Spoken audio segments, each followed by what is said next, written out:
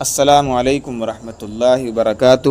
سامعین کرام، وضو کے تعلق سے چند باتیں ذکر کی جا رہی ہیں۔ امید ہے آپ حضرات بہت دھیان سے اور عمل کی نیت سے سنیں گے۔ سب سے پہلی بات تو یہی ہے کہ وضو میں 4 فرض ہیں۔ نمبر 1 پورے چہرے کا دھلنا، نمبر 2 کہنیوں سمیت دونوں ہاتھوں کا دھلنا، نمبر 3 چوتھائی سر کا مسح کرنا، نمبر 4 ٹخنوں سمیت دونوں پیروں کا دھلنا۔ 3 اعضاء کا دھلنا اور سر کے چوتھائی حصے پر مسح کرنا یہ فرض ہے۔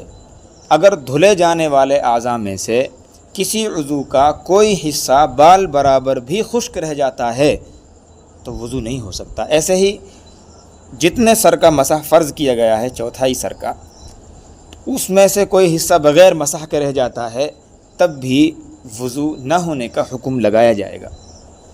ایسے ہی بعض لوگ اور مستورات انگوٹھیاں پہنتی ہیں اور وہ انگوٹھیاں اتنی تنگ ہوتی ہیں کہ وضو کے دوران ان کے نچلے حصے پر پانی نہیں پہنچ پاتا، تو شریعت نے فرض کیا ہے کہ وضو کے دوران ان انگوٹھیوں کو حرکت دی جائے تاکہ نچلے حصے پر پانی پہنچ جائے اور وضو درست ہو جائے۔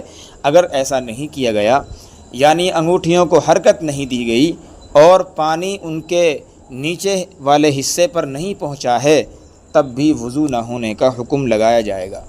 بعض لوگ وہ ہوتے ہیں جنہیں ناخن رکھنے کا شوق ہوتا ہے اور ناخن اتنے لمبے ہو جاتے ہیں کہ ان کی وجہ سے انگلی کے پورے چھپ جاتے ہیں اور پھر وہاں پانی نہیں پہنچ پاتا، تو وضو کے دوران وہاں تک بھی پانی پہنچانا ضروری ہے۔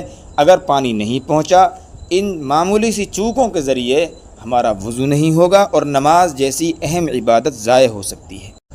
ایسے ہی اس بات کا خیال رکھنا ضروری ہے کہ جو اعضاء وضو میں دھلے جا رہے ہیں تو ان پر پانی کتنا بہایا جائے۔ تو فقہا لکھتے ہیں کہ جب وضو پر پانی بہایا جائے تو ضروری ہے کہ 2 قطرے کم از کم گر جائیں۔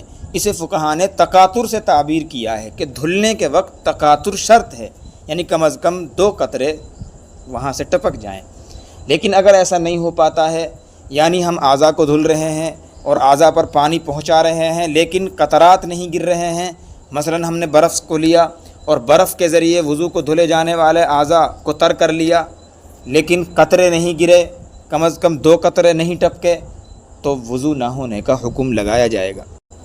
لہذا اس طرح کی باتوں کا خیال رکھنا بہت ضروری ہے، ورنہ بہت معمولی سی بے دھیانی تھی جس کی وجہ سے ہم بہت بڑی عبادت سے محروم ہو سکتے ہیں۔